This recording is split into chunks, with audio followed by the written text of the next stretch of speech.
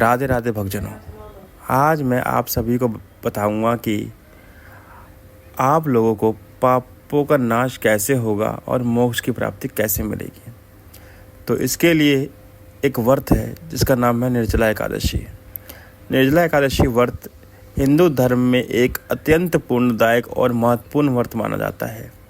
यह व्रत पांडव एकादशी के नाम से भी जाना जाता है और श्रेष्ठ मास के शुक्ल पक्ष के एकादशी तिथि को आता है।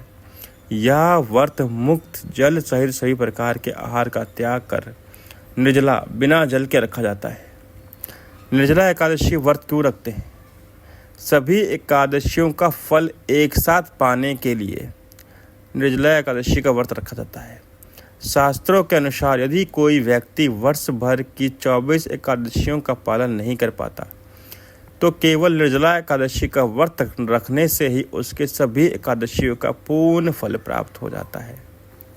पापों का नाश और मोक्ष प्राप्ति के लिए यह व्रत पापों का नाश करता है और आत्मा को शुद्ध करता है। इससे व्यक्ति को मोक्ष मुक्ति की प्राप्ति होती है।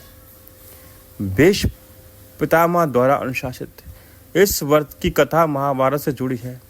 भीष्म पितामह ने युधिष्ठिर को बताया था कि यदि कोई अन्य एकादशी नहीं कर सकता तो केवल यह एक व्रत करे, इससे उसे समस्त पुण्य प्राप्त हो गए। भगवान विष्णु की प्राप्त करने हेतु एकादशी व्रत विशेष रूप से भगवान विष्णु की आराधना के लिए रखा जाता है। निर्जला एकादशी पर व्रत की उपासना भजन कीर्तन कथा श्रवण दान आदि के माध्यम से भगवान विष्णु की कृपा प्राप्त करता है। शरीर और आत्मा की शुद्धि होती है। उपवास से शरीर और मन की शुद्धि होती है। यह आत्म संयम को आमंत्रित का प्रतीक भी है। इस व्रत की विशेषता यह है कि यह व्रत बहुत कठिन होता है क्योंकि इसे पूरे दिन और रात्रि बिना जल के रहना पड़ता है। अगले दिन द्वादशी के दिन सूर्योदय के बाद प्राणन उपवास करना पड़ता है किया जाता है। इस दिन दान पुण्य के विशेष महत्व है, विशेषकर जल फल वस्त्र पंखा कंबल आदि का दान।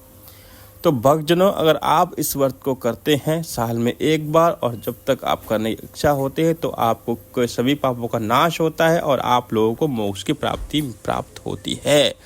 राधे राधे दोस्तों।